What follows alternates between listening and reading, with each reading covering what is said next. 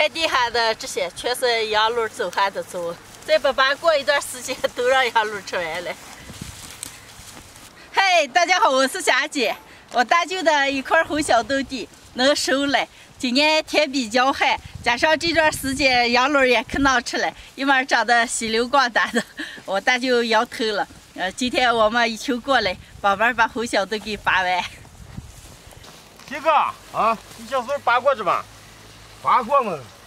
来，咱俩比赛嘞，看你拔过我吧。哎，你肯定拔不过我。我看你拔不过西西，西西小时候大肉拔一包能拔一包。我也一样。一样，那就开始。我弟弟和小波两个比赛拔豆子肉，速度可快了。哎呀，姐，这红小豆大能咋个吃了？能吃的可多了。熬米汤了，叶子豆沙这都能了。像我姐虽然可能吃豆沙了嘛。是了。你回去给你拿点啊。我有那么个意思。来的时候往哪收了？我大舅开拖拉机在回去新两个收。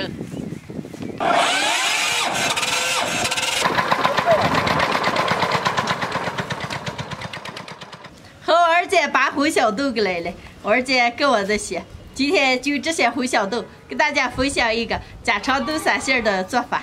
现在把这些红小豆全部敲下。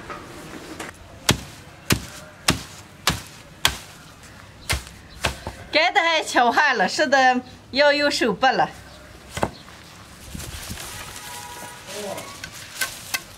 这有的还没敲就，没敲就叫晒不晒？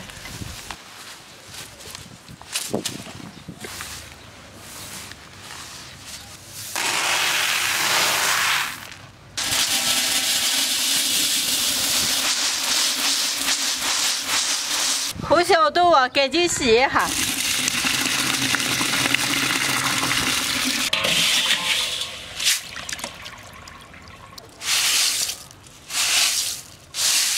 洗净的红豆倒到锅里煮10煮烂。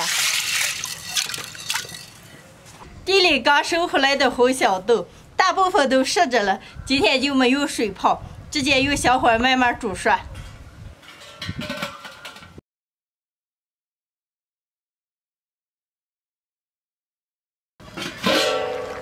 红豆煮烂了，现在用勺子给碾碎。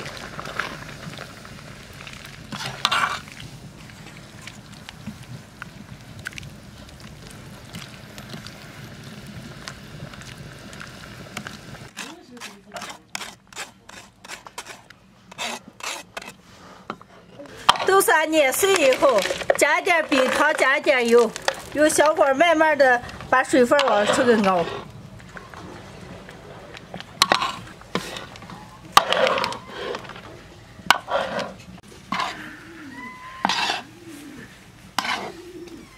把豆沙炒到，用铲子挑起来，不容易往下掉的时候就好了。喜欢吃甜的朋友们可以多加点糖。好嘞，出锅。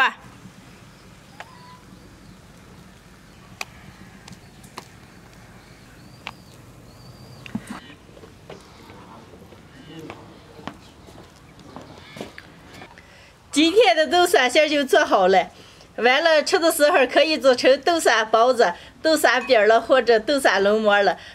吃起来口感是甜甜酸酸的，特别的好吃。喜欢的朋友们也可以试着做一下。啥？这啥事儿好吃了啊？